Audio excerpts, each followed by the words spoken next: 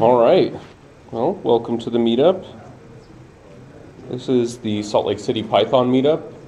If you're looking for the PHP meetup, you're in the wrong place. This is our last meetup of the year. Can you believe it? It's like 2018.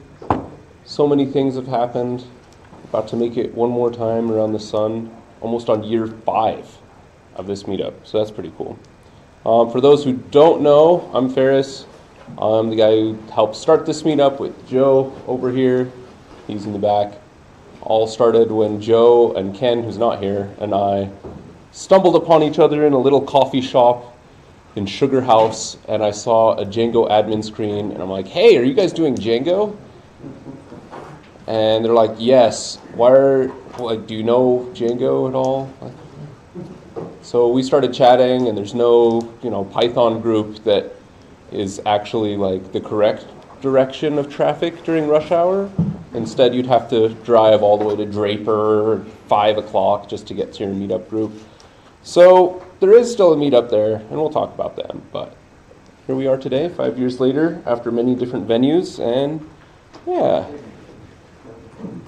So we are also under the umbrella of like Utah Python. We're trying to get nonprofit status slowly but surely, signing all the things. Signed all the things?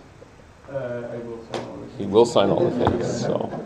So yeah, Joe and Dylan, who's not present, and I will be the first members, and then we'll figure out the rest of the stuff. And yeah, that'll make it so we can get stuff like no charge fees on our Square, and we can get free internet hosting and all kinds of fun stuff that come with the nonprofit.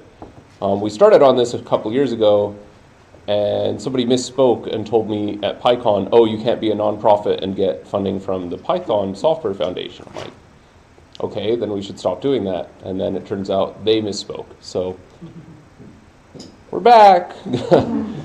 So that's fun. We always meet on the first Wednesday of the month, except now I have a question for everybody.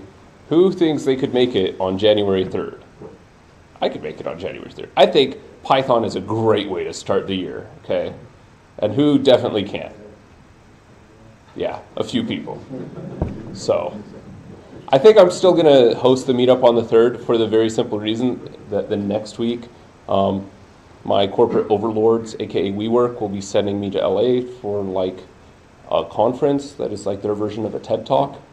So it's going to be like the light beer of TED Talks, apparently. So, oh, is this live? Hi, Adam. It's okay. I love WeWork. Please don't fire me. Yeah, let's talk about other groups. We got Python. This is Salt Lake City Python, this group. Here's our links. I'm staring at like a tiny screen right now, so forgive me if things don't scroll that well. Python Utah North. Who else is from Python Utah North other than this guy over here? We have Chris in the back. Chris and John. Hi, Chris. You find parking okay? You good? Okay. Welcome to Salt Lake City. That's yeah. Thanks for making that 90-minute drive there. And just to let everybody know, in 2 weeks, Matt, stand up, please, is going to be coming up to Logan to give his talk entitled. It's going to be data pipelines with Airflow. So if you want to join us in Logan, the food's really good, the drive is comfortable. What can we say? So I was told today, I learned that Matt drives a Leaf, right? So he's going to end up in Logan and probably end up staying there. So if somebody wants to drive Matt up.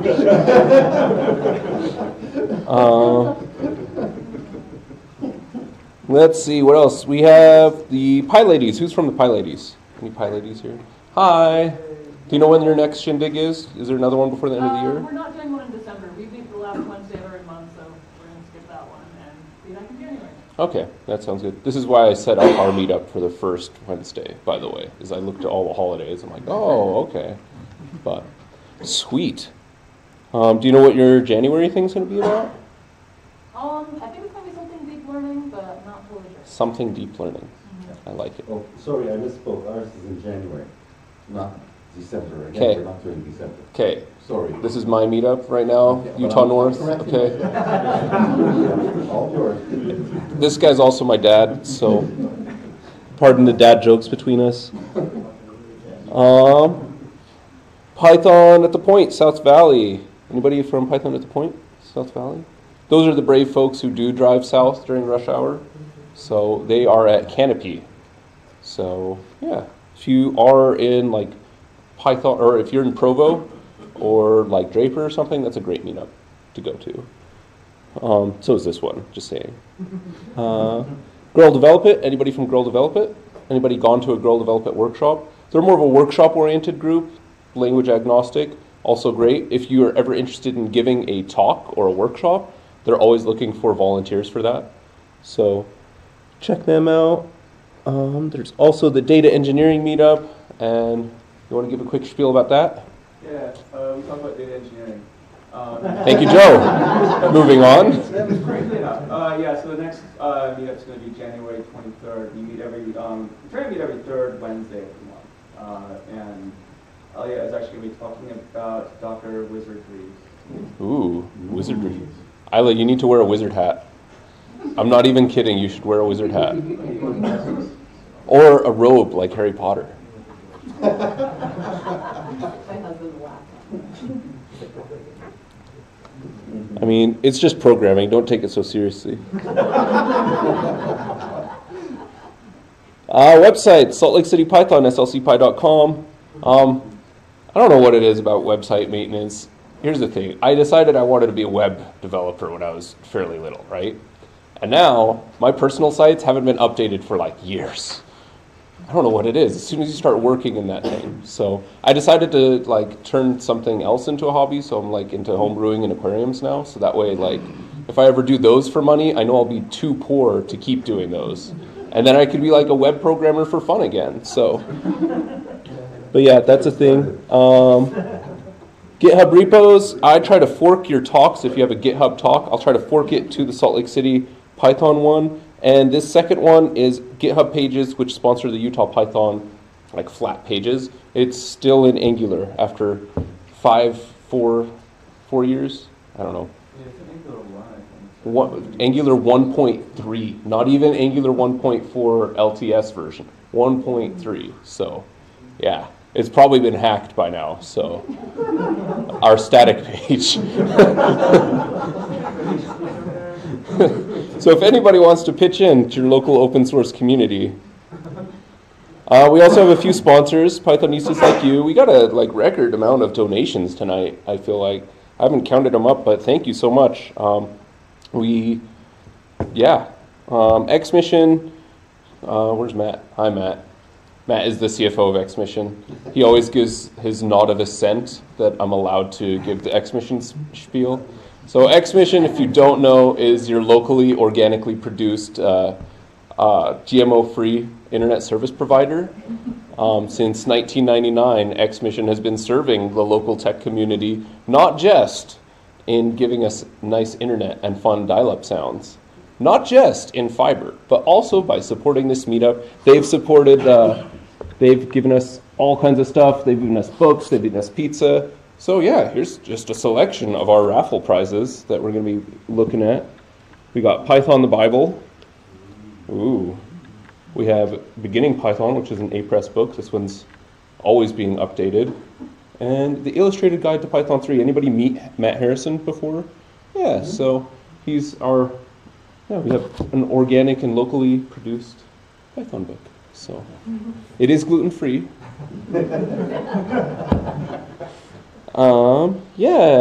University of Utah for being a venue. Meetup.com was acquired by WeWork, and Team was acquired by WeWork. So through the transitive property of acquisitions, we are now sponsored by Meetup or WeWork. Anyway, our Meetup fee is free now, so which is pretty nice. Tech Systems. Somebody misspelled Tech Systems. Loop. Dink, dink. Actually, no, that's how you spell it. That is how you spell it. Get out. You're not a programmer. Case matters.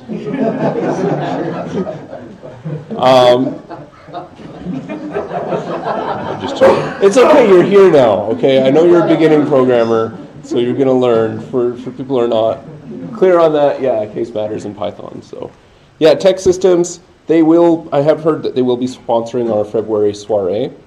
February soiree? What's a February soiree? Well, soiree is a fancy word for a dinner party that is going to be our yearly fundraiser. So the funds that go into that go into cool stuff like designing our t-shirts and cool stuff like that. By the way, if you want some of this swag, it is available online. It's one of the first things that you can get. We have hoodies too, because it's gotten like ridiculously cold. And by ridiculously cold, it's like what, 30 degrees? It was 18 this morning. Oh. He's Canadian. He's never going to find any. Yeah. New sponsors appreciated. Just message me on the meetup. Everything is open accounting through SLC Meetup/money. And yeah, new members. Who's a new member here? Because we're doing intros right now. Yes. Hello. Hello. Sort of. If you've been here before and given a spiel, then you're not really a new member. You're now a veteran member, so don't worry about it. But if you're new, I'm new. yes. But So I'm also a technical recruiter, I must say. I'll preface it with that. guess what? We have a spot set aside just for you people. So. There we go. So I won't take too much time. I'm just here to learn. No, I appreciate people who are here to learn. Well, stand up. What you're going to do is you're going to introduce yourself, your name, your occupation. So Shay is a technical recruiter, and then instead of a coding thing, you're going to tell us that what about your best Christmas or winter vacation? Ooh, I need to go on more vacations. So I would say probably Park City. Okay. Hey, staycations count. Staycations count, right? But I do want to travel more. That should happen probably this next year, hopefully, fingers crossed. But I'm wanting to learn more about programming. Actually love how much there is to learn about it. I think my mind connects things pretty well, but I need your guys' help as I'm starting to learn so that I can really help you all the best I can if you ever need it. So that's that. Sounds good. Yeah. Who else is new? In the back with the hat. My name is Zach Amrell. It's my first time coming here. I've heard about this meetup for about 2 years. I was going to school here, but I've never made it. My skill is I'm starting a company to create a platform as a service for the music industry powered by Django and AWS Elemental. So it's basically like Twitch.tv for the music industry. And I'm looking for co-founders to co-found and help develop this website. So if you're a Django nerd and you really, really know Django, I would love to help administer the AWS environment and build this thing. And then, what's your favorite Christmas vacation? Or the best one? You know, Very important. I actually love being here. Winter is actually my favorite time of year because I got this theme about 2 years ago at Brighton, and it's just changed my life. Brighton's amazing. Brighton is the Costco of ski resorts around here. It's still fun. Oh yeah, no, I'm saying that as a good thing, like best bang for your buck. They're like the Subaru of ski resorts. They're not like the Mercedes where you feel like you're going to be like running into all these people who are much richer than you. Actually, I did run into an old guy on my first time, and I about broke his femur. So you're from out of state? That day I was, yeah. Fair enough. But yeah, so that's my spiel. If you guys are Django guys and you'd like to talk to me after, I'd love to show you what I'm doing now. Sweet. And you will post that info in the Who's Hiring section right Just here. refresh. Hit refresh.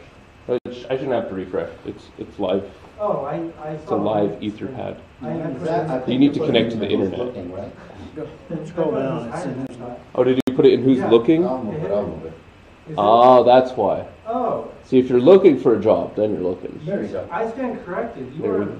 on point. Let me change that. Hey, I've been in this for a little bit, so. Oh, thank you. All right, who else is new? In the back with the hat, the other hat. My name is Jamie. This is my first time here. I studied math, economics, and statistics in college. I'm currently a senior sales analyst for a ski company, but I'm looking to get into data science. So, just starting. Best Christmas Starting vacation? Python. What? Vacation? Best Christmas? I'm going to Sweden this year. So Nice. maybe that one. Yeah. Nice.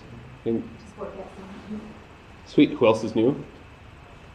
Start up here, Mr. John. My name is John McIntyre. I live in Logan. I don't professionally use Python for anything. I'm just desperately trying to keep up with the changes in the industry as I get older and older. My favorite Christmas vacation was the National Lampoons. Nice. I like that answer. I was waiting for somebody to either say that one or A Christmas Story. But now that I've said both, you can't use that one. So, who else? Over here, Chris. Chris, I'm also from Logan, so I'm part of Python North. I work for a little company called DICOM. We make weather stations.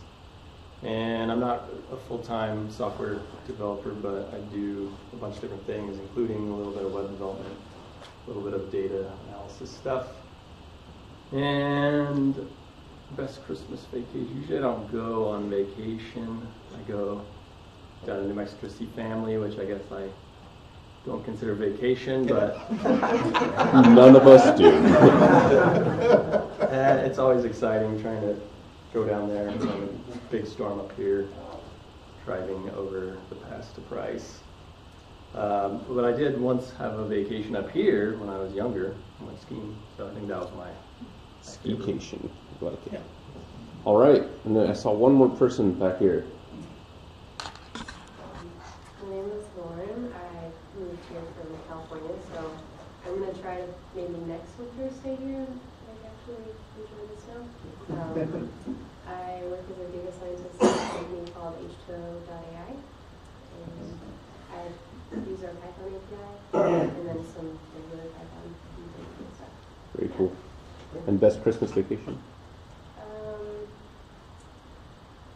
I biked in Patagonia. Oh, that's pretty cool.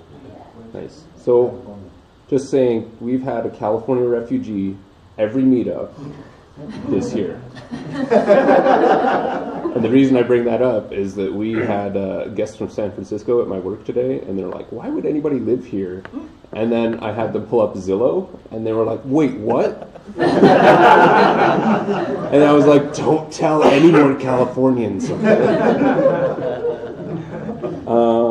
Yeah, so that's Salt Lake City. That's our meetup. Welcome to the group. As you can see, we're very technical, very formal. Yeah, so now we're going to talk about, I should probably move my mouse over here. Who's hiring? Who's looking? Team's hiring. Talk to Dylan or myself, or just myself since Dylan's not here. If you're interested, they're looking for, right now they're leaning more towards senior anything, but in Q1 and Q2, or more Q2, late Q1, they're going to start looking for mid-level and junior devs, and that's for everything. Data, web dev, and like marketing, sales, all the dirty stuff. And yeah, we also have Uda Health. Somebody pasted this in here. Anybody? Oh. So I can give my spiel now or later, but my name is Rio Branham. I'm a data scientist for Uda Health. We're a healthcare technology startup based in San Francisco, but they're building their engineering team here in Salt Lake City, and they're trying to grow their engineering team really fast. And so they are hiring front-end and back-end developers. Python is their main language, but also Go. We're also hiring a more experienced or senior data scientist to join the data science team. So information is there. You can contact me. You can apply online, or let me know if you're interested. And everybody heard Zach's spiel. That's okay. So we'll move on with the Django and the AWS and the music. Okay. So ARUP. Who's from ARUP? Oh. Okay, so we have a position open up for a mid-level to senior Python developer. The HR hasn't gotten the official job description up yet. It's for the same department I work in, the biocomputing department. We develop a genomics testing pipeline. So that means we help doctors drive treatment decisions for everyone from cancer patients to premature babies and units. Our back-end pipeline is primarily written in Python. Whoever gets the job will get a chance to learn some serious cloud computing skills because we deploy all those on AWS. We'll also get the chance to work with Docker, and Kubernetes and other really interesting DevOps technologies because the developers who work with Python also tend to support Unity. Very cool. Contact me if interested. Sweet. ILO with ARUP. Also, they will give a slight bonus if you're O negative in your blood, because they're always looking for that. So that was a terrible joke.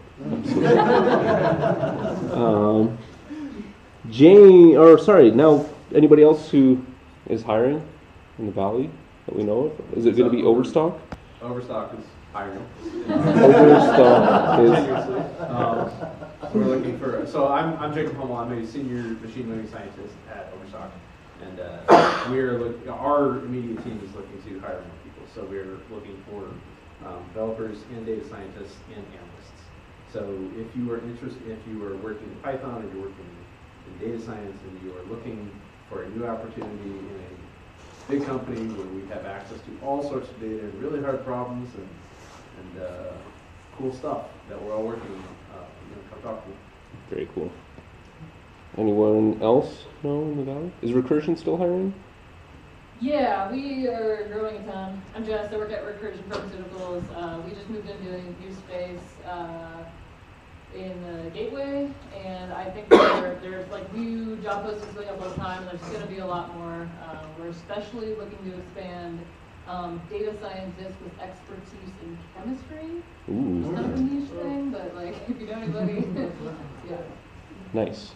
But yeah, all types of things. Are you looking for interns in that? Because I know a candidate, but they haven't finished university yet. Possibly, yeah. Okay, we'll talk. Sweet. So, product recommendation, pharmaceutical recommendation engine, right? What about you? You want to say something? Me? Oh, I have tons of positions, so I won't take up time for that. But if you want to talk about what I have open, you can catch me outside. It's my kind of recruiter, people. Okay.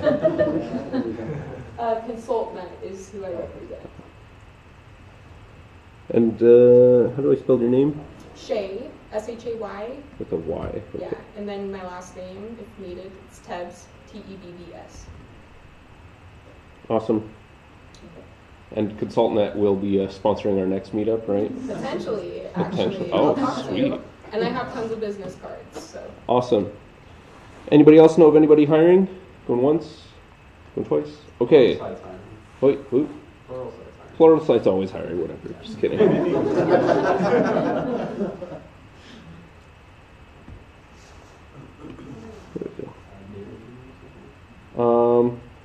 Sweet. Before we talk about who's looking, I just want to say, if you're looking, you're going to stand up and introduce yourself. But also, we're looking for a speaker for January.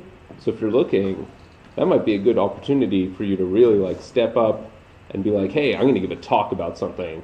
Now you have to hire me. So, just saying. So is anybody interested in doing a talk in January? Maybe. I have to look. I have something, but I have to go like get it from my other computer. So maybe. So yes. Okay, I'm going to write you down after the meetup. And it's a hard maybe. Okay, a yes. There we go. I could do Dr. one. Shabib? I could do one with something I've been playing with, which is the Google Calendar with a Python interface. Nice. Google Calendar API stuff. If anybody's Fun. interested in. Sweet. Anybody else? Okay, so that'll be January meetups. I'm going to talk to you. It's happening. Yeah, if not, if you know of anybody else who wants to give their first talk, this is a very formal setting, so they're going to have to wear a tuxedo and like, be very... No. Yeah, so who's looking? And this might be copied over from last month. So is Dustin Webb here? No? Okay, he's not looking then. Is James here? I'm here. Are you still looking? Yeah, I'm still looking. Cool, your info's up here. Ricardo. Is Ricardo looking? I applied with a couple of companies. I would like to just one. So I can remove you from here? Or Ricardo, he's playing the field a little, which is fine. We got to play the field in our field. That makes no sense. Ray is Ray here today? No? Okay. Dr. Shabib is looking. I need to get my PhD so I can start being the real Dr. Shabib over here. You'd be the third. Yeah, I know. So right now there's a paradox? There's a paradox. I know, right? Get out.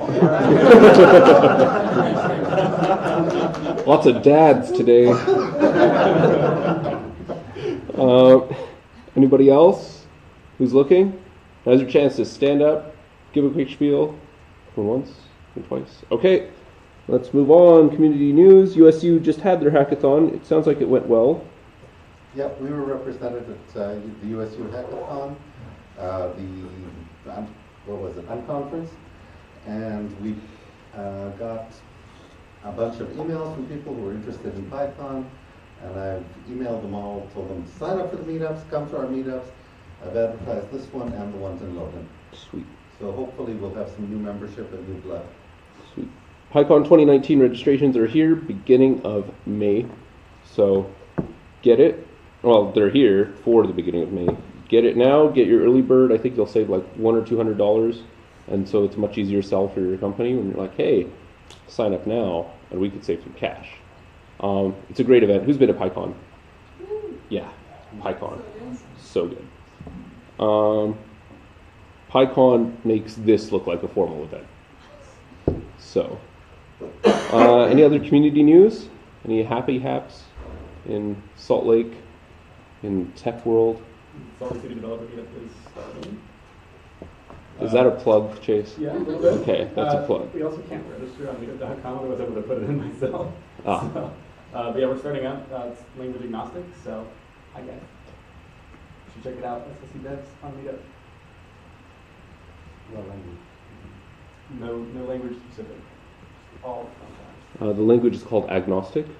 Yeah. I think that's what he said. Yeah. Cool. Feel free to log on to this and then just add any topics that you're wanting to do, or message me directly if you want to give a talk, so we can get going. Actually, 'cause we're running a little bit behind. And yeah, so we're going to take like 3 minutes while Quentin sets up. He's going to show us all about Plotly. So, thank you very much. Close enough though. Ooh.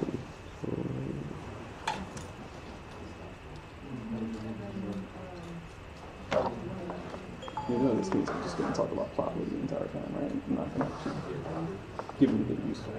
That's the spirit. Do you need one? Is that a mini? Do you need a mini? I have a US micro. Let me see the port. Oh, that one. Okay, I got you. No, I don't use theirs because they always break. Here. This one's mine. I put a thing on it. It's got Yeah.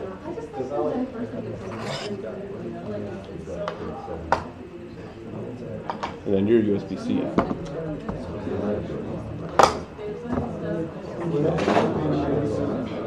Yeah, you just need to open Oh, your- it's a VPA. It doesn't matter. It'll transfer it. So don't worry about that part.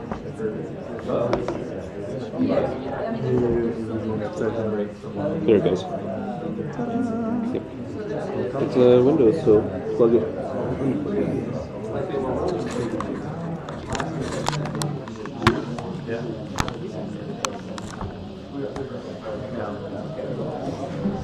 So where do you work again now? Market Dial. Yeah. So, ladies and gentlemen, Quentin is a kick-butt developer / data science guy. I'll take that. At Market Dial. He has graciously offered to give us a quick beginner intro into Plotly, which is a... No. Did it again. Yes, Plot. No. I'm doing I'm hypothesis. going to let him introduce himself, because I'm completely crashing burning. Hi, everyone. So yeah, I wanted to... Actually, this is kind of a presentation I'm sort of developing over time.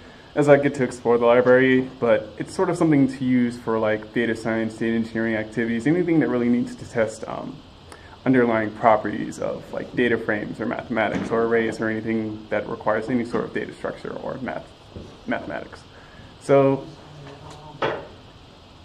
yeah, I have a really big name. Yeah, so Hypothesis is what it's called. It's a property-based testing. There? Like a lot of bigger. Oh, is it that bad? Oh, this is awful. Hold on, let me actually fix this a little more.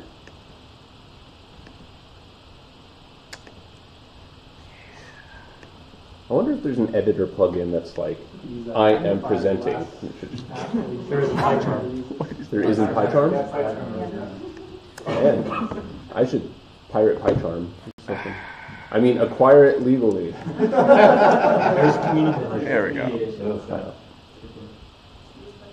Don't pirate, kids. Especially not on X Mission.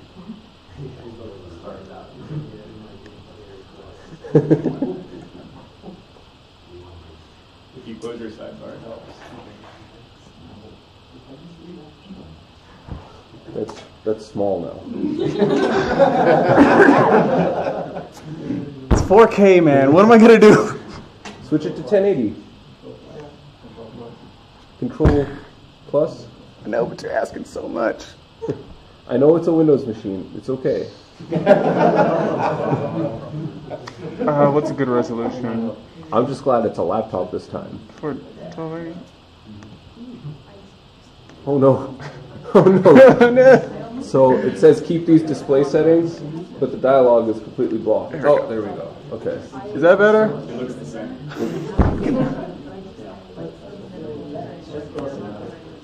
There you go. Better. That's good. Okay. I think the audience consensus is good enough. Okay. I'm going to give my talk like this because I don't feel like dealing with the other crap. So yeah, Hypothesis is basically a property testing your underlying data properties. So if you have a data frame that you're expecting, like a mean of 4.6 for whatever function that you're testing for, and you want to see what happens whenever it's given other types of means or standard deviations or that's what I'm looking for. I don't know, frequencies of data, whatever. You're kind of looking for something that's kind of testing things you might not be able to like define easily. So yeah, just a quick brief on the details. I'm using Python 3.7. It's version 3.82 of Hypothesis. It's been around since about 2013 or 2014, so it's got some development time under it. It's gotten some utility, and you can find docs there if you do want to explore a little bit more. But I'm just going to give a brief demonstration of like how it's used, or like the bare minimum of what you can get out of it in like 5 minutes. Yeah. So let me go ahead and start with that. So say I've got a library or a module that I'm working on called math. I've written some functionality for it. I want to define Fibonacci, Euclidean distance, and have things that are pretty like dependent on what the properties of the underlying data are. I can build some simple tests in a way I can build some simple tests with unit tests, and I can refine my test to target specific values and things like that, and kind of go through it and see what happens. Like if I want to try to break this, I have to find something that actually breaks it. Yeah. Oh, I'm so lost right now. That threw me off. So I'm just going to go through and present like how to improve upon that test and hypothesis. So instead of defining specific values that you expect and want to like build multiples of those, you can define things in hypothesis called strategies, and the main entry for applying this to your tests is a module underlying the hypothesis library called given. So we kind of go down to some of the tests that I've written that utilize hypothesis in this way. We can explore it like this. So I have a given wrapper that wraps whatever test I've built, and I'm giving it a certain set of strategies that I would like to test out. So in this simple case, I'm testing my Fibonacci sequence on integers 1 through 10. This sort of simplifies the code in a way that sort of gives like a framework to testing properties of your test, or defining properties of the underlying data your test is expecting.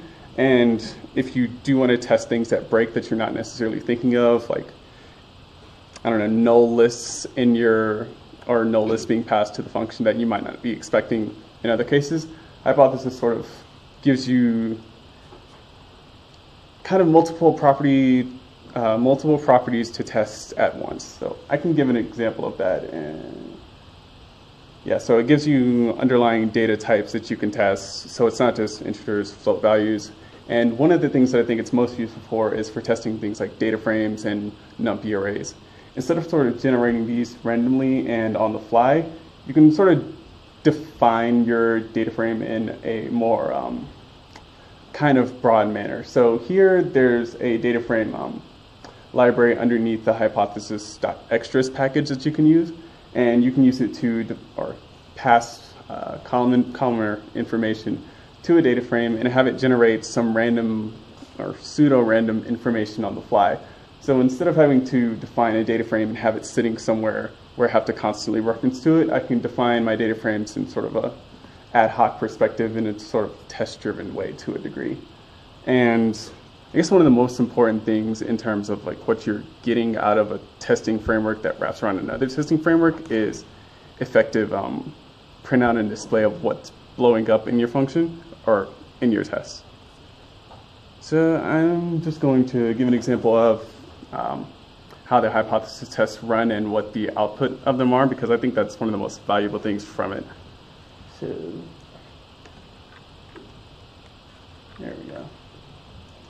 Huh? I actually don't know if I can do that. Control Shift plus? Control plus? Yeah, it's PowerShell that doesn't do that.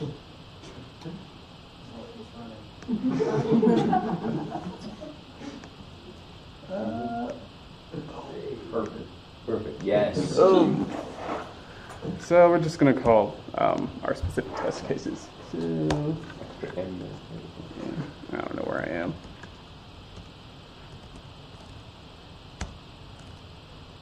I think that was it.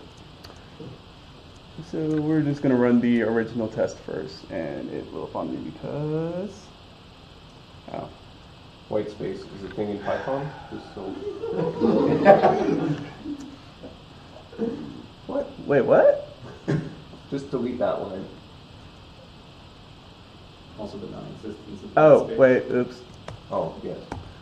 I had a function that I didn't feel like writing because I didn't want to actually have to build that data frame manually to test it. See? Benefits of hypothesis.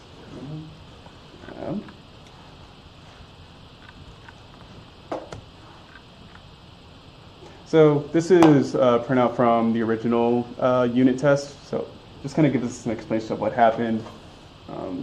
Does it actually give us the value that it threw? No, because we defined it. So it's -1 that it threw.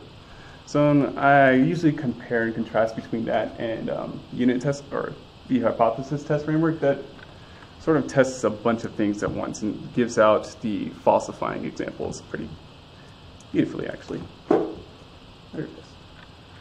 So it seems confusing at first, but I guess whenever you do read through it, it gives you a log of what hypothesis threw at your function and sort of gives a somewhat broad explanation of like what it gave back.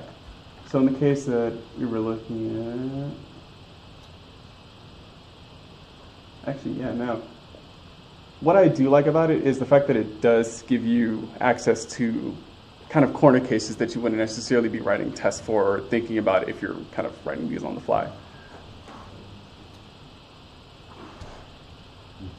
So then we can actually go through and fix, expand, and broaden our use case, or broaden our test use cases, and sort of kind of address things on the fly. So it's sort of a way to do a test, or not, yeah, a test-driven approach to code rather than kind of just writing data science in iPython notebooks and then kind of praying they work afterwards. Hey, that's state of the art. I know, right? So this is kind of the end of what I wanted to go for. I didn't really get to explore a bunch of the actual underlying things that make hypothesis work, but I think just understanding 4 pieces, given settings and strategies, these are sort of how you define and expand upon like how to make quality hypothesis tests. There's more in the read the docs that talks on search strategies, which I think are really important and can be expanded upon. Because if you're testing like classes that you've created customly, it would be nice to have the ability to kind of develop search strategies that test those as well. Yeah, that's kind of it. It's a good library. I have not really had any qualms with integrating it into any sort of code that I've been working with. It works well not only for data science code, but if you're just doing unit testing and you want to capture a lot of examples and a lot of common examples that will just break everything, it is a good test to sort of minimize the amount of code you have to actually write. Yeah. Are there any questions? I thought you need to define a power sample and define a sample and do some kind of test based on the population, like z-test or t-test or chi-square. You can. So I don't know, at the end that should give you some kind of confidence. So I use, for websites that you have two types of websites that you are testing functionality, and at the end that one will cause to have more conversion or no, or the utility revenue or no. So. Oh, that's a different kind of testing. I think you're referring to A/B testing, right? That's what it sounds like. Sorry. Yeah. Yeah. Any other questions? Yes, thank you. This is really cool. This is really interesting. Do you know how granular you can get the data that you pass in? You said you had like design a data frame for you. Yeah. And so you run into some particular edge case that has some particular data format you want to cover for that. How specific, how granular can you get with that? So in my use cases, in building data frames and NumPy arrays, like it does give you the ability to build columns, and it does give you some default values that you can sort of control for, like nans, infinites, any underlying NumPy objects that are sort of used in that space. And then you can kind of just pick any sort of strategy and throw stuff at it. So I would say it touches upon many of the properties that you would want to test, but granularity is kind of a... Actually, could you explain granularity a little more? Imagine I've got some, you've got an and somewhere in your data. Yeah. That fails and shouldn't, right? You want to be able to test that. And yeah. You don't want your code to crash yeah. because there's one missing value, right? So can I like throw a missing value in there and put in a null in this data frame that I'm creating and the data that I pass out? Yeah, so it definitely will cover that case. I haven't really gone deep to the point of saying I want a nan on this particular row at this particular time with this other set of data, but kind of the beauty of it is it will generate like an n by m the amount of columns in your data frame of like different kinds of data. So if you're testing like a 2 by 2 array and you want nans, it'll probably hit a search or find a search strategy that will, or find multiple search strategies that will sort of place the nan in random spots in your data frame or in the data frame that it does test. So underneath hypothesis settings, you can define how many examples that you would want to develop. And the way it kind of works is it builds a search strategy and kind of trees off of what are successful possible properties that your data has versus like what are not. And kind of goes from there. Not just random values in the data? No. You can put in like a Gaussian distribution or something like that? Or... Yes. Okay. You have to define it yourself, but yeah, you can. Cool. Could you go back and go into the I think you had given, settings, strategies, and extra. Yeah. Could you just give us a little bit more on those? Sure. Specifically, how each one works and what it does? Sure. So given's it's the main entry point. It's sort of like what you use to wrap any functions that you would want to like kind of throw hypothesis strategies at. Settings are like what they are. They're settings. You can define like how many examples you want to throw at your function. And there are also things called health checks that underlie this. So they kind of check the health, per se, of the data. So if a test is taking too long to run, or it's hung, or some other health checks that it has, they're in the documents they're pretty easy to find. You can choose to ignore those if you want to. And there's many other settings to play around with. Strategies are what you throw to given. These kind of test the underlying, or these test the integers, floats, abstract data types, those kinds of things. So these are how you define the data that your test receives. Extras, kind of where... So just to repeat, strategies are like typecasting and looking at that sort of thing? I mean, if you're expecting an integer and you get a... Yeah. So extra is kind of where the data science testing tools lie. So DataFrames, NumPy arrays, whatever else NumPy has, and whatever else Pandas has. And this is a simple use case of it. So we're just giving this function a search strategy of integers between 0 and 10. I don't know what they're going to be, but it's probably going to test 0 to 10. A more complicated one, this one's not really too complicated, but it's worth explaining. This one's just a list of floats that is being passed. So strategies lists, strategies floats. We haven't really defined parameters here, but if we wanted min and max values, we could do that, allowing nulls and infinites to our tests like this one does, so it's throwing errors. And a more complicated one, this one uses an example of settings. This one just sets, we want 1,000 examples of this set of data passed to our function just to see what happens. And DataFrames isn't too complex, but we're passing two columns, A and B, that are integers in structure. These, I think by default, they are given nans if that's not defined. Ooh, I don't have a more complicated one.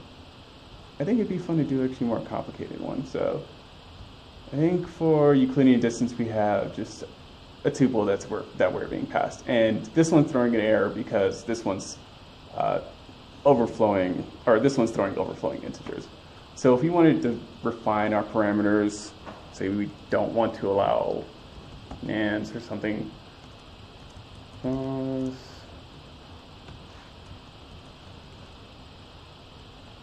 and this one just allows min-max value. So it's pretty simple to kind of parameterize what you want to pass to your tests, and it sort of, it just simplifies the amount of stuff that you have to write to get this done. Very cool. Yeah. Well, thank you. Yeah. Any other questions? The generation between runtimes, is it pretty variable? One of the problems with like doing mock generations is you can't do repeating failures. Could you repeat that? Yeah, so like, it generates a random set of tuples between like 1 and a billion, right? Yeah. You're just like, is the generation between runtimes the same, or is it inconsistent? So it's been pretty consistent for me. I haven't really had a case where, if anything, the underlying code performance affects hypothesis more than the other way around. Like, I haven't really had a case where I need to pass, say, 1 million lines to this function, but I guess that's more of a, I don't know if that's necessarily a property-based test, more of a performance test, but yeah, it's not too big of a performance hit. Okay. Well, following up on what you were saying, let's say you wanted to pass the same, you generated a random set and you saw something. And you want to repeat that same random set again. So the output actually does give you that, if I could find an example. Yeah, here we go. So reproduce failures are something that hypothesis captures. So if it does fail out, it will give you the reproduction failure, and you can pass this simply as a wrapper to your function. So if I wanted to copy this and throw it wherever. Yeah. I don't know where it is in the hypothesis module, but you do have to import it. But yeah, so if you wanted to test and develop and kind of reproduce that, pretty simple to go for. Great. Let's give Quentin a round of applause. Thank you very much.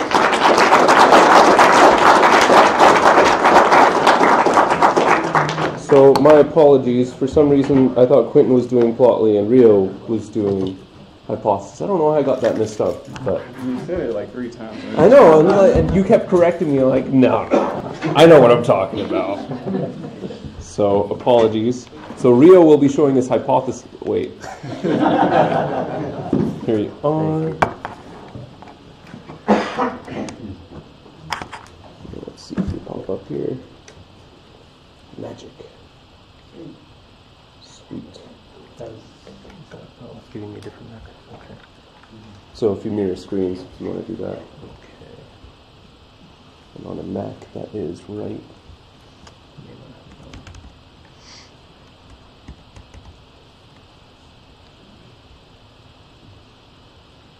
Arrangement. Mirror.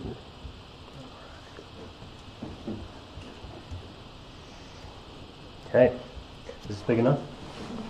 Yeah. All right.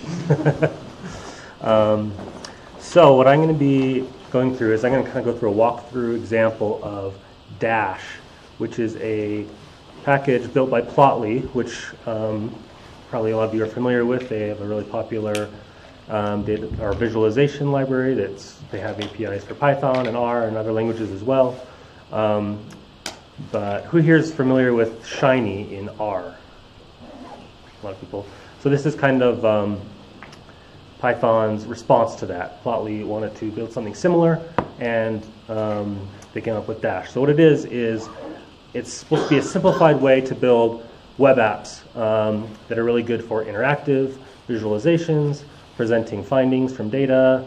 Some people actually can even use it to build full-on websites. It's just very simplified. It takes away the need to write explicit HTML code, but is very flexible and meant to kind of be more of a presentation tool that's interactive, things like that. So this is the example that I have here that we'll be going through. So I'm using the iris data set that is about iris flowers, has 3 different class of flowers, and I have, I mean, it's not very interesting because they all have the same number of values there, but down below I have another chart that's giving kind of a scatter plot of petal length and petal width, which are 2 of the features in this data set. But the interesting thing is I can click on one of these bars here. So let's say right now it's showing this scatter plot for the Setosa class of flower. Let's say if I'm interested in the versicolor, I can click on this bar here and it'll actually dynamically change the plot. So now it's plotting the petal length and petal width of versicolor of flowers. And so that's one of the ways it's interactive. You can have graphs that filter other graphs or tables or drill down into other features, and you can build all that custom, and it's quite simple. Other features it has is different elements like drop-down menus. You can do checkboxes and things like that, and then you can use all of the inputs from those to filter and make changes to other elements on the page. So right here I just have a table which is listing the same information that's in the scatter plot, just in a table form. And I select one of the class of flower I'm interested in, and then this is another feature it has where it's kind of a delayed response where it depends on this submitting. So maybe you have multiple inputs for the same output and you don't want it to render or change until you've put multiple inputs in. Then you would include one of these buttons where you can then select the button and it will then update this table here or whatever else that it is controlling. So this is the example I have. I'm going to go through all of the code that you need to build this. I would like it to be a interactive thing, so you're welcome to follow along, ask questions, interrupt me, ask about further functionality. I feel like this is a good basic representation of a lot of the functionality. There is a lot more, but I feel like this will give us a good overview of what's possible, and you can kind of use your imagination from there. So this link here, which is in the Sandcats doc, will have the script that produces this, so you're able to run that on your local machine, and that's what I'll be running through right now. Does anyone have any questions before I dive into it about what it's for or what it is?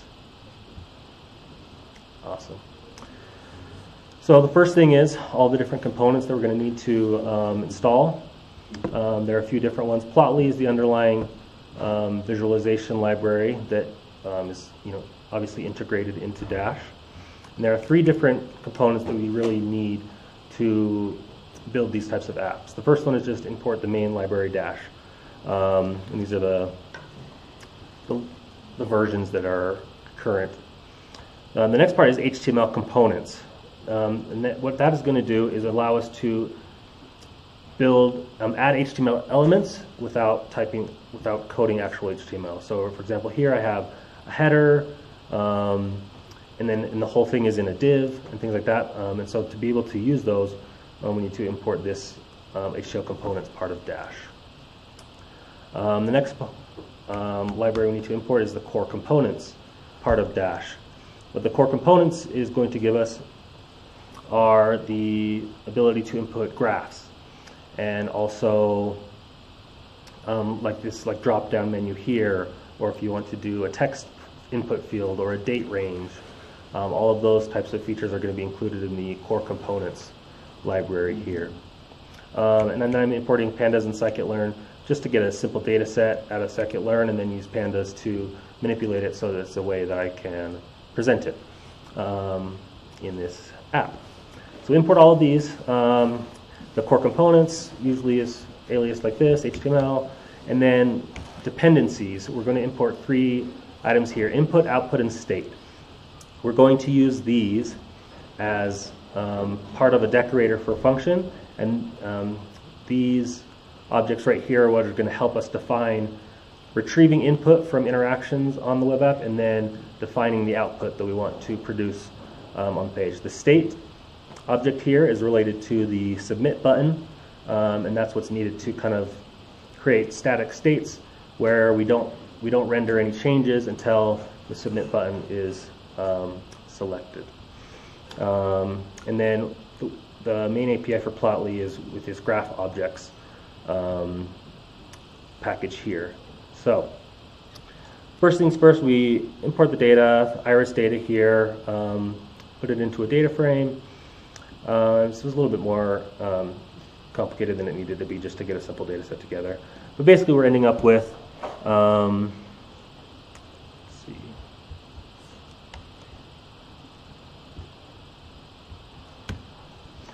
So here we have 3 columns: the class, which has the 3 different classes, and then the 2 columns for the width and the length. There are also 2 other columns. I just decided to pick 2 since I was just going to do a simple scatter plot, but this is the data that we're going to be working with to build our web app.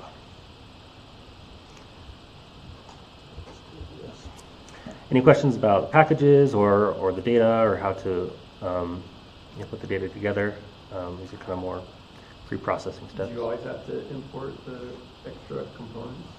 As far as I understand, yeah, at least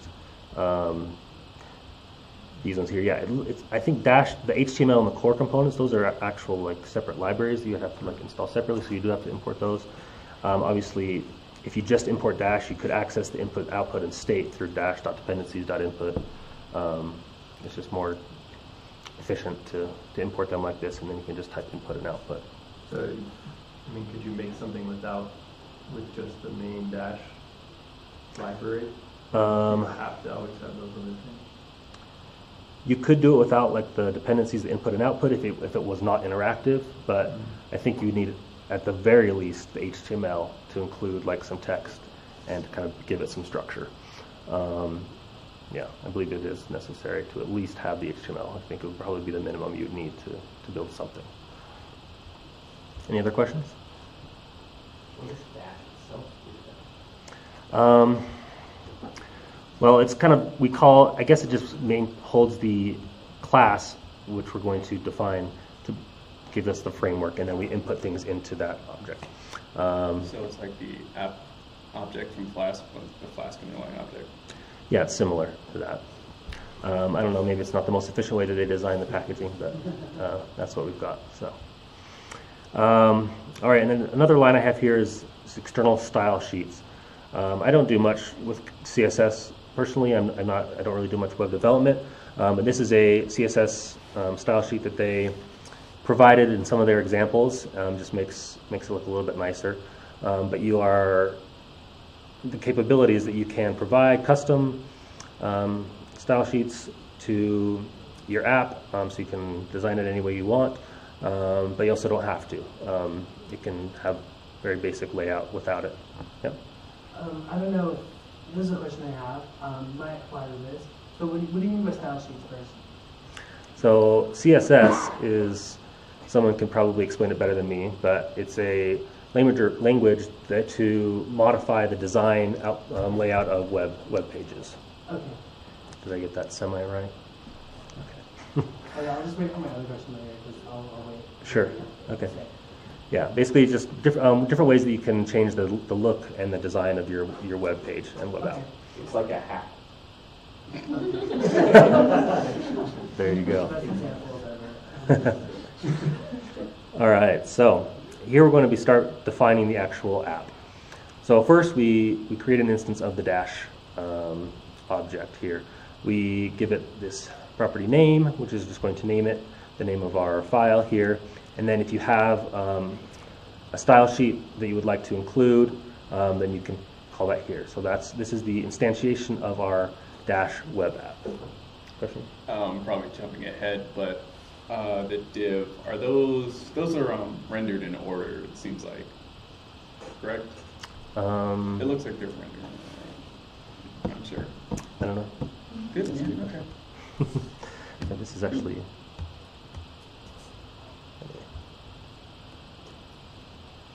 don't know what I did there.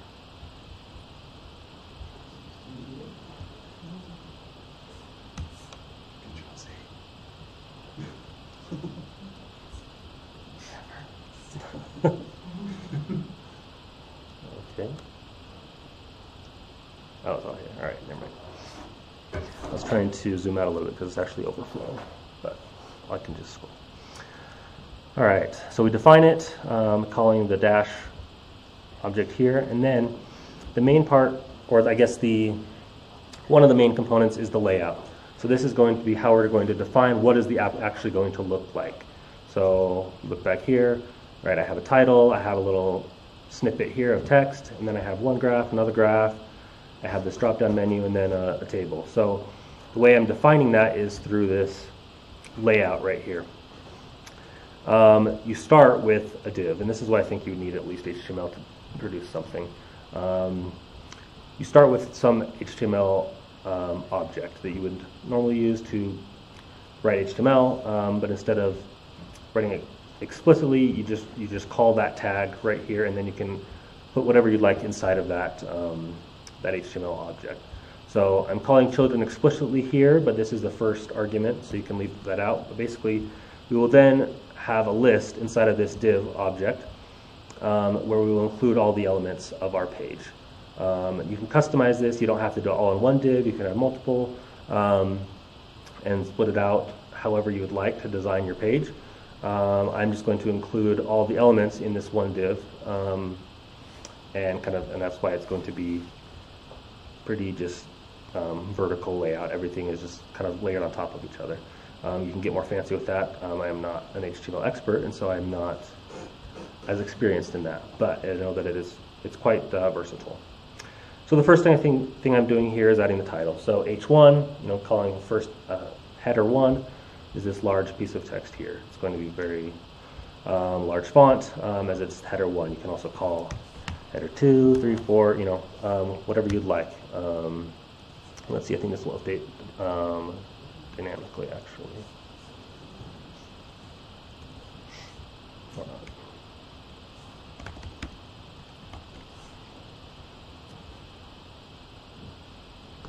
Oh. There we go. So it kind of shrunk it since I changed it from H1 to H4. So the next thing I'm going to do, a nice thing is also in this DCC, which is the core components, you can also include markdown pieces of text. If you're more comfortable writing in markdown, then using HTML tags. So that's what I did to include this little snippet at the beginning. You know, I added these little asterisks, which in Markdown indicates a italic piece of text, and that's what's creating this line right here. So that's another piece that you can add in wherever you'd like, any piece of Markdown text, and it will render it as normal Markdown text would be. Then add a little break here, it's also HTML, and then we're going to use another core component element, which is the graph. So this element here is where we're going to be using the Plotly interface to integrate into the graph. So the important thing here is we need an ID because, actually, yes, we need the ID because what's happening when I click on each of these bars here is I'm collecting input from my interactions. In order to identify that, as we'll see later, I need to have the ID of the object in which I want to collect the input from. So I name that however I want it, and then here in the figure is where we're going to put this dictionary, which includes the data that will produce the graph that is formatted like you would with Plotly. So we have a data element and a layout element inside of this dictionary. The data element I'm calling the geo, which is the graph objects, part of the Plotly library. And inside of it, I define my graph. Up here in the data, I built a little, or I created a little count table, which is how many instances there are of each of the class of flowers, and I'm going to be passing in the index, which is going to be the name of the flowers on the x-axis, and then the values, which is going to be the count of how many there are for each class as the y value. And then there's a lot of other parameters you can include in here. I'm adding text so that it tells me the number, printed out there on the bar. So I just tell it which values are going to be used for the text, and I let it auto-determine the best position for where that text can go. And then the layout is more defining attributes about the graph, more design elements. The title, you can change things about the x-axis, the y-axis, tick marks, labels, things like that. Yeah, so this is actually what we're doing. So when it comes to visualizing data, something that I'm personally familiar with more is Matplotlib. Also, I think there's another one called AX or something like that. I'm not sure. And some of these, you can have like these wild graphs, like some of them are three-dimensional, or you can like mess with a bunch of different colors, and maybe like have the colors like also show different kinds of information as well. And then like there's also, and so right here though, you're using a Plotly graph, right? And so do you have to use a Plotly graph when you're using Dash? Or can you use like, or do they also have those kinds of features of like three-dimensional graphs or like lots of colors or something like that? Does that make sense? Yeah, I believe the Plotly library is pretty extensive, so you would probably be able to find what you're looking for in Plotly, but I don't think that it is restrictive to that's the only library you can use. It might be the easiest, since they're the ones who built Dash. Yeah. It might integrate the easiest, but I believe that you can include Matplotlib plots as well. You can, but they won't be like fun and interactive with the Plotly ones. Oh, really? Okay. Yeah, you might be able to, I guess, for example, here, clicking on it, you may not be able to collect the data from clicking on it. You might be able to interactively change information on it. So, for example, this one here, it's just rendering a different graph every time. You could probably do that with Matplotlib. You just wouldn't be able to collect information from it. And like maybe like if you click one thing, it wouldn't affect another thing down below, something like that. Yeah, you wouldn't be able to collect input from interacting with the graph like I am here. Or that's what I'm gathering, I guess. I haven't tried it myself, so. Yeah, I am actually more familiar with Matplotlib, but as I'm learning more about Plotly, it seems quite versatile as well. Okay, all right, here, so any questions about graph or anything else up to this point? All right. And Plotly has great documentation both for Dash, but also just their visualization. So if you're curious about how to build a certain visualization, they've got great documentation on that. So here we have another graph, but as you'll see, I haven't defined the figure element of this object. This is because, so this graph here is the second graph down here below. And the reason I'm not defining it here is that later on I'm going to be defining it interactively based on input I'm getting from this graph. And then it will send this figure element right here, this dictionary of data and layout. It will send it to this graph object here interactively. And we'll get to there in a little bit. Add another break here, and then I'm using another core component, which is the drop-down, which is obviously this drop-down here with the different values.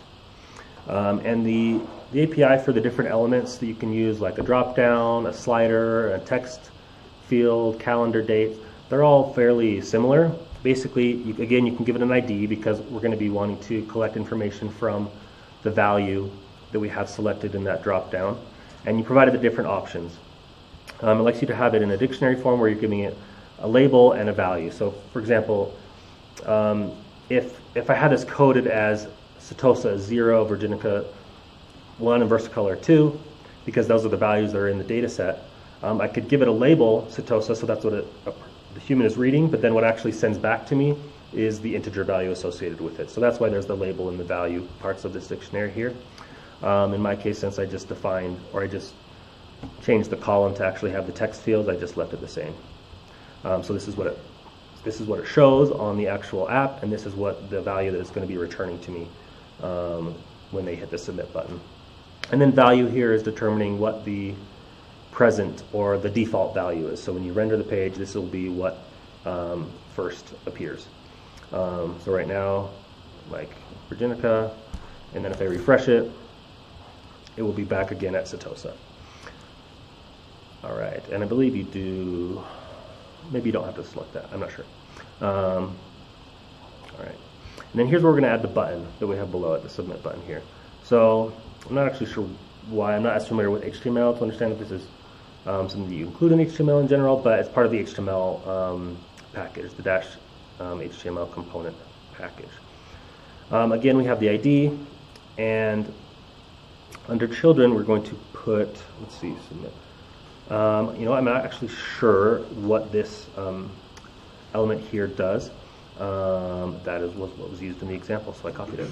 But for the clicks, we're going to be using this kind of to indicate when the button is pressed, and that will kind of indicate our when we need to render. And we start with 0, and this will increment every time. So if you wanted to, you could output the value of how many times the button has been pressed, or use that value for something else if you were interested. And then last but not least, I'm including an HTML table, which again I have an ID for because I'm going to want to output to that element, but I don't have the table row and the header and everything like that included here because I'm going to be building that dynamically below.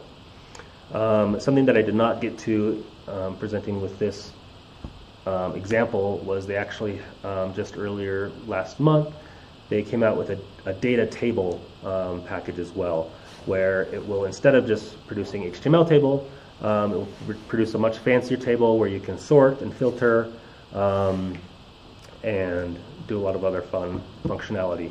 But I wasn't able to dive into that as much. But if you're interested, they have it. All right, so that's the layout. We're just putting in all the elements that we want. Some of them, if we want them to be more static, we can define them right here. If we want them to be interactive or dynamically changed, we're going to be defining those later. Any questions on the layout? All right. So next, they call it callbacks, which are basically these decorators here that we're going to be putting on top of functions. And these decorators will be taking input from the elements up here. We can use that input in our function to produce whatever output we're trying to produce, and then return that output, and it will be dynamically placed in whatever object we've defined it to be here. So we always call app.callback, and then the elements we're going to put in first is the output. So this is where do we want whatever we're producing with this function to go. You call it, and I'm putting the parameter names here so that you are familiar with them, but they're not necessary. The first one is the ID. So for this function here, called print click data, I'm going to be putting the output of this function into the component with the ID graph2. As you'll see, that is this one right here. So this function is where I'm going to be building the graph that's going to be going there. And then you tell the property where in that object do you want to place it. I want to put it for the figure property. As you see, this is where we put the definition of what the graph is under the figure parameter or element here. So for example, if you wanted to place it into an HTML object, you could place it into the children parameter, or whatever else you'd like to place it. You just have to define what object I want it to send it to, and then where in that object I want it to be. Next, after you define the output, is your input. For the input, you need to put a list here, and the reason is you can put multiple inputs for a single output. So let's say here I'm getting data from this graph. I'm clicking on it, and that's the input I'm getting. But I could also take input from, let's say, a slider. Maybe that would give me the range of this graph here. Let's say I only wanted to look between 5 and 6. That could be another set of inputs, and I would include those in this list here. Same thing, the first parameter is the ID of the element that we want to collect the data from. So this is graph 1, which is the first graph, where I've defined the ID there. And the element that we're interested in retrieving from that object. So there are 4 of them that they've defined with these plotly graphs: click data, selected data, and I can't remember the other 2. But in this instance, what I'm interested in is the click data, which is when I click on something, that's sending a JSON string back with all the information on what I clicked on, the label of whatever I have there, basically any information about the graph at the point where I clicked is what it's going to be sending back. So that's the input I want to use in my function. And then I just define this parameter here, click data, and this the parameter here for my function is going to be this input. Now if I have 2 inputs, then I would include two parameters here, and those would be in order, the inputs that I have there. And later we'll see with the states how those are also included for the function. So now I can build my actual function. I take, so here's where I'm processing that JSON string. I go to the points element, and then I'm finding basically the X value, which is the name of the flower. And that's what I'm going to be using to filter my data set to then produce this graph. So play around, you can print out the JSON string that it sends you, find out where the data is that you want, and access it. And then I use this if statement here to include a default value, or else it breaks, because it's looking for something, and if I haven't clicked on anything yet, it doesn't have anything to give me. So I'm giving it a value to start with to build this graph down here. So if I refresh it, it'll always start with Setosa, because that's the default value I gave it. So once I get the name of the flower that I'm trying to filter on by clicking on the first graph, I'm creating a second data frame here. I'm filtering my data frame that I built at the beginning, right here, by this value that I clicked on the first graph. And then I build the graph using, again, that same API from Plotly. I add the data. Now I'm using data from this filtered data set. And this time I'm using a scatter plot instead of a bar plot. I want it to have markers and can define different parameters about that. I'm giving it a title, and then again I have the titles dynamically changing based on the flower as well. Since it's just text, I am just inputting that into the title of that graph so that it changes as well. And then I return this dictionary here. And again, since we defined here, that dictionary is then placed in the figure element of this graph dynamically. And that's kind of how these callbacks work. We take an input from one of the elements that we've defined in the layout, and then we can place it as an output in another element that we've defined in the layout. Any questions about this? Okay, sorry. You got it. Don't understand something. So it's defining print click underscore data, and then you say that the input, or like the variable that's the input, is click data. So I guess like what would you put in, like what would you put in the click data? So I remember we were talking about before input graph 1 comma click data. So would you just like put like the graph in there, or like what object are you putting in there? What is this click data? Is that what you're asking? What object is that? So this is whatever is going to be coming through from this input. Okay. In this instance, since right here I'm defining click data, and click data is a predefined, or it's I guess it's a dynamically defined JSON string. So once I click on the graph, it generates a JSON string of all the information about where I clicked on the graph. Okay. And that's held in the click data property.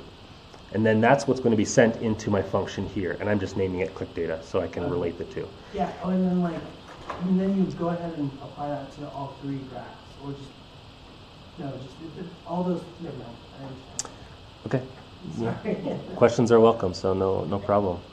So if I understand it, just to go back to this, the click data is actually the name of the flower. That's what I'm extracting from the click data. Yeah, as you see here, I go into the points. Return value is there. Yeah. Yeah. What else is in there? You said it's a JSON object, right? Yeah. I don't remember all the different points, but it has like, it'll have like this 50 here, the value of the Y, basically any location information about where I clicked on the screen. Yeah, that's as much as I remember at the moment. I mean, I wrote this out and just found the piece of information I wanted and then extracted that from it. But yeah, there are a lot of things you can do, the more complex. Plotly graphs also have this functionality where you can kind of select certain areas and it zooms in, and you can use that. When you do that action, it'll give you a different set of data, and you can use that to filter some other graphs and things like that. So there's a lot you can do with it. This is kind of just a simple one where I'm just using this graph as to get one piece of information where there are a lot of different pieces of information. I think that was my confusion, that all I see you using is the name. Yeah, okay, yeah. And maybe it would have been good to print it out and show you guys, I guess. But it has a lot of data in there. All right, so next we're going to have another function. It's going to be really similar. The only difference is here we're going to be using the state, which is, like I said here, which is what limits this from rendering until I've used this submit button. So as you see, up here, the moment I press on something, it changes. Down here, when I change this, it's waiting for me to click this submit button before it changes. The way we do that is by including another argument to this app.callbackDecorator, which is another list in which we include the state object here. So we have the input, which is from the button actually, which is the clicks, and then the state is the drop-down value. So we're saying, basically, we want to output something from this function, which is going to be the data for this table. The data that we're going to be using to trigger this event is going to be this submit button. So that's the input. And the number of clicks is the element that is going to be sending to us to use. But what it's actually going to be, sorry, I guess it's kind of confusing. The input is going to be the button. The state is whatever object we're changing, we're modifying, that's waiting for the submit button. So whether that's a drop-down or a text field or whatever else it is, that we're going to include a state field there. So if we have three different, let's say we had a drop-down and we had a text value, and then we had a text field, like a free text field, and then a slider element where we wanted to move the slider and select a numeric value. Then we would have three different states, but we would still have one input, which would be the button. And then once all three of those elements have been changed and we select the submit button, then it triggers this function, and it will take all of those states and give us all of the values that are currently in those elements. And again, we use the input is going to be the first argument to our function here. So this is the clicks from the button, and then we have the drop-down value, which is the only state we have. Again, if we had multiple states, we would include multiple arguments here to this function in order, so that we could use each of those values that are coming in from whatever elements we're trying to change. Again, basically we're doing the exact same filter, and filtering down the original data set by whatever is in the drop-down value, and formatting that table. And then here is where I'm going to be creating the HTML table. So as you can see here, I'm sending this to table 1 to the children element. So we've defined the table HTML element without defining anything in the children argument, and that's what we're going to be sending to it. In general, you're sending a list to, whenever you're sending anything to the children element of an HTML element in your layout. So I'm building a list here, which is going to contain a row, which is the table row, and inside that row is the table header. So that's going to be the column names. And I'm doing that, which is just the column names from my column. So here I have a list, and inside the list I have the row, and inside the row I have a list of each of the columns that are all part of we are all called through the HTML API. And then I'm adding a body, which is going to be, instead of the table header, which bolds the text, like it does here, we're just calling TD, which is for column. So again, we create a list, and inside of the row, we create another list of all of the different column values that we want. So I'm kind of building a list comprehension for loop here, where I'm calling, let's see, where am I? Oh yeah, so it's kind of double loop here. I'm calling for each, I'm looping through all of the rows. So this is the range of all the rows, and that's what I'm using to index the row value, and then I'm grabbing the column by looping through each of the column values. So by doing this double loop here, I'm calling this, I'm getting every single value in the data set and inputting that as a value for each of the columns in a row.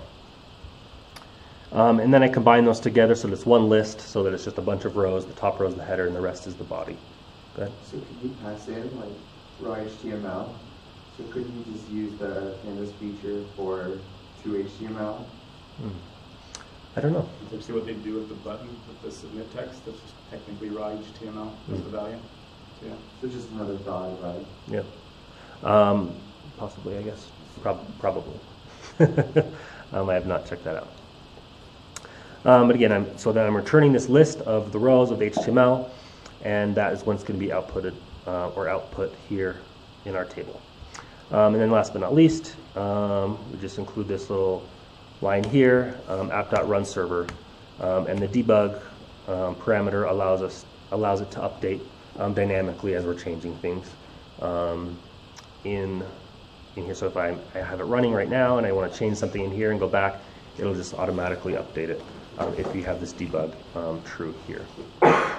So that is all the text that is, or all the code that's necessary to create this simple web app, and hopefully that gives you some ideas on what's possible and kind of the basic core features of Dash and what it's possibly used for. Any other questions right now? Yeah. Can you tell me a little bit about the app callback command? Like, what is that about? So it's technically a decorator, which is basically a function that takes a function as an input. So this is kind of an additional function, and it's taking, I don't know, I may not be explaining this correctly. Basically, it's using this function I'm defining here as input, or I don't know the best way to explain it. Basically, it's a way of changing the behavior of this function by dynamically providing it these different values. That's probably the clearest, simplest way I can answer it right now. I'm sure someone else could define more generally what decorators do. But yeah, if you want to research more, it's called a decorator. But yeah. Is it kind of an aspect where it's like when you're on the web page, it'll activate the function whenever you go there? Yeah, so basically that's the aspect of it? Right, so it's taking this input of the clicks, right? So it senses whenever I click the submit button, then it triggers this function because I have it here in this app.callback. Yeah. Do you know if it behaves the same as in like JavaScript when you do a callback, it's an asynchronous callback? Do you know if it's similar to that or if it I don't know. Okay. Yeah, it doesn't change like whether or not it's synchronous or asynchronous, but it might in this case because it does a callback. Are you saying the difference between a decorator and I'm talking about like a JavaScript and doing callbacks? Yeah, yeah. Right? Like Okay. It allows you to continue with what you're currently doing while it waits for the other piece. From what I know, I don't think it's Okay. I'm just sorry for overloading time. Yeah. Do you have any sense of how you would potentially like embed this in an existing website rather than just creating your own? Yeah, definitely. Standalone. Right. So I don't have that skill set, I guess, but I know that it is possible. They do have a lot of documentation here. They have their own kind of server that you can deploy it on, but obviously you would be able to also, if you have that skill set, you would be able to deploy it on any other server that you're hosting anywhere else. I believe it has that functionality. Yeah, it is a possibility, but I don't know how to do that. Sounds like it would integrate with Flask. Yeah, it is built. It's built on Flask. Right. Yeah. So, well, if it's Flask, I mean, yeah. So if you wanted to add or if you wanted to define different layouts, you would like kind of do it in the Flask way, like app.root I don't know, flowers, and then you would redefine your layout by throwing it in that route. Again, I haven't personally done much web development, but yeah, I know that it's very easy to integrate into a Flask if you already have a current Flask. What framework? The app callbacks actually generate dynamic routes so that they can call back with the JavaScript, with a JSON packet, so it would actually create them inside of Flask for you. Oh. Yeah. Oh. Can you go back to where you declared the graph? Yeah, here? Or the first graph? Well, I'm just curious, like, let's say you wanted to, like, have, like, a radar chart or something, like a custom chart. Would you be able to do that here, or are you just calling the general graph Well, like I said before, Plotly is pretty extensive, so I mean, either you could be building something in some other framework and you could still output it as kind of like an image. It probably wouldn't have the interactive features, but if you can find a similar type of graph in Plotly, then you would just use that interface. So anything that you're able to build in Plotly, you can also you can build that directly into the Dash app. But if you're using a different plotting library, then you'd still be able to use that. It just wouldn't have all of the interactive features that Plotly does. All right. Yeah. Okay, you might. I'm very ignorant about web programming. Only thing I've done is web scraping, which is not doing the same thing. So, a question. So, like, whenever you make this, like, it's like, do you get it? Like, can I let's say I want to send it to someone and show them how cool it is. Would it be like an HTML file, or is that what you guys talked about before?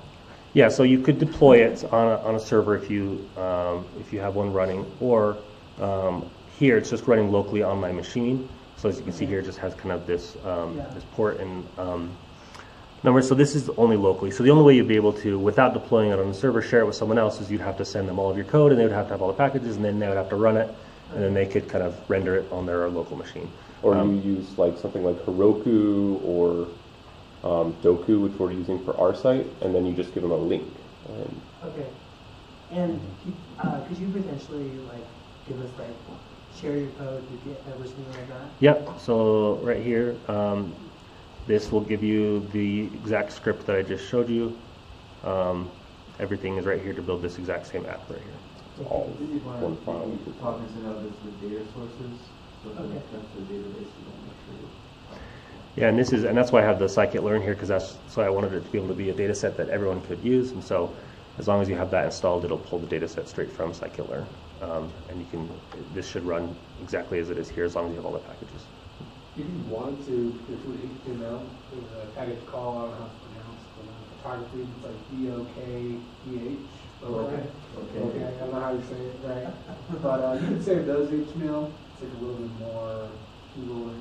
I've used it, and it's harder to use with those than that, what you just showed us, but I just saved 50 HTML a day and just have them available for anyone who wants to kind of look into my work. So. And the important part to remember is that the callbacks are supposed to be dynamic in nature, so you still need the app server running in the background. Even if the HTML can be sent to them, they would want the server to actually be doing whatever it's doing. So think about it, however you would ship a Flask app to someone, you want to do the same thing for this. And I just went ahead and forked it on our SLCPython. So cool. Well, thanks everybody. I think the audience answered more questions than I did, but I appreciate it. Thank you very much.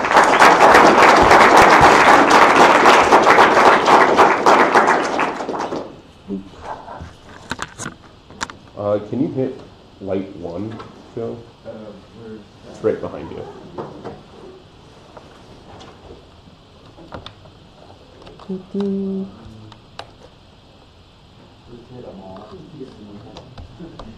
Oof, that is bright. All right. Let's see.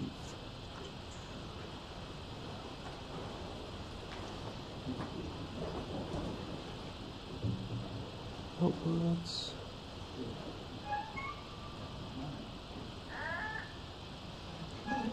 I had no service. I just noticed now I have service. That's one way to find out. Now we all know you have service. I have more questions.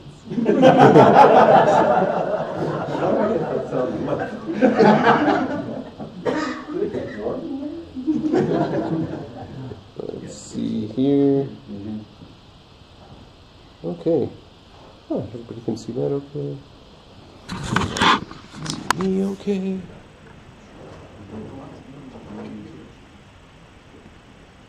Oh yeah, I have random backgrounds. Just hit this button and have a new background. And it's pretty fun. Oh, and when I change the background, I have a little Python script that'll go and pick the biggest color, like the most prominent colors from that. Maybe I should do a talk on this because it was kind of fun to write.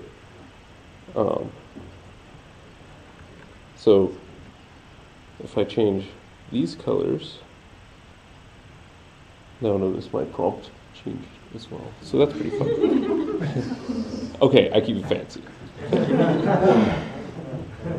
It's a really important skill. So how many Pythonistas do we got?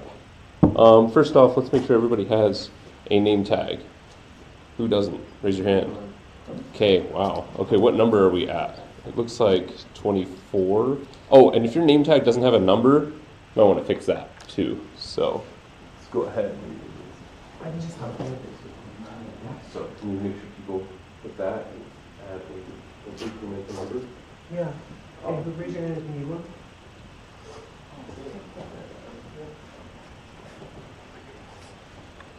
While that's getting handed out, let's take another look at these. This book claims that you will learn Python in 7 days. We'll find out. No, this is a fairly beginner Python book. I haven't really read it yet, but Lexi was my wife was kind of going through it, and she's like trying to pick up some Python. She thought it was a little bit more accessible. So for beginning programming in general, not just Python, this is a really great book. Does that contain the Old Testament of Python too? Yes, this does have the Old Testament and the New Testament. This one's by our very own Matt Harrison, so you know it's like liquid gold or solid gold in your hands, but it is a really good one. This one goes a little bit deeper on like how Python does stuff. So for example, who has ever tried to like sort keys with Python dictionaries? Sorted keys with Python dictionaries? So that actually comes by default now, and this book explains a little bit about why, and why it was hard to do that to begin with. There's also a really, really good talk by Brandon Rhodes on how Python's handled keys. It's possibly one of the best PyCon videos ever, but anything by Brandon Rhodes it's awesome. He's a really good Python speaker. This is a little bigger, little hefty here. It's an 8-day kind of book. It's a what? 8-day kind of book. A what? Not 7 days. Oh yeah, this is 8 days. That one was 7 days. Very nice. And yeah, if your number gets called, you get your choice of book. The reason I like giving out books was the very first meetup I went to was the Salt Lake City user group, the Slug group, and they had like a raffle. I got a Ruby on Rails book from somebody else who had won it, and they're like, I don't do Ruby. And then I went through that book and I realized I don't do Ruby either. I do Python. But I did learn how to make my first like web application as a result of that. So I like to keep on the tradition. Sorry, did you have a question? Yes. He needs a assign numbers to the new labels. Oh, if you don't have a number, you mean? Oh, okay. What number did we get to? Oh. No. Who was the last person I handed it to? He didn't have a number on it. Oh my goodness. Oh, I have a number. 24. 24. Sorry. 25. Okay, 25. We have a 26? 26. Here's 27. And 28 for Bob? 27. Oh. Are you 27 or 28? I'm 27. Okay. 28. Anybody else missing a number? You got a number? I don't have a number. Okay, 29 then? Okay. 30. 30. Go once, go twice. Okay. So we have 30 Pythonistas, but I'm number 0, so that's a number. But I don't want to be included, so. -1. See, pair programming with the group never works out. So,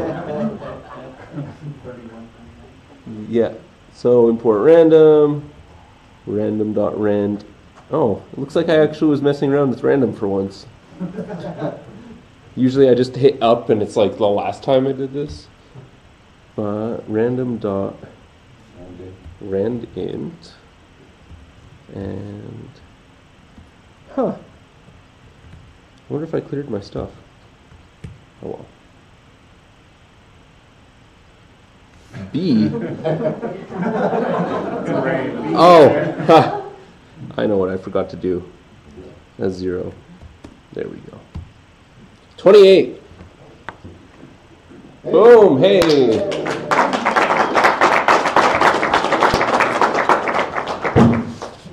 So what book are we thinking? Which one? This big one? Yeah. The 8-day one. Thanks. All right, let's see who's up. 30. There you go. Which one do you want? Da, da, da, da, da. Gold, this guy? Yes. All right. Thank you. And number 1. Do it again. I don't need. No, you sure do? Joe, you can give it to somebody. I mean, I know you need to learn Python. I've seen your code.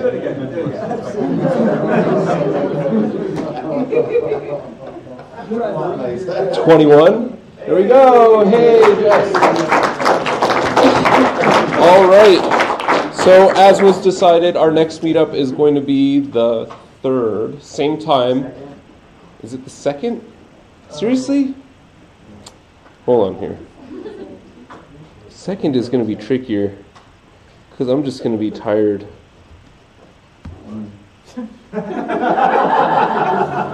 Anybody ever type that one in?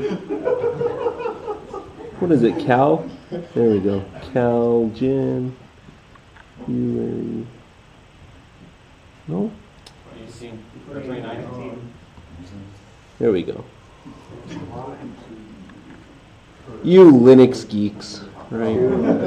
It is the 2nd. Well, that's going to be fun. Okay, all in favor of the 2nd? Remember, the other option is pretty much we're not having it. We're going to vote for that. Okay, I think we could still manage the 2nd. We're going to rock the new year with Python. Yeah, I know, right? Or maybe we should just like switch it to a Go meetup since Go is taking over everything. So, but yeah, thank you very much. I'll see you all on the 2nd, or most of you at least, and drive safe. Have a good evening. Thank you. And have a happy new year.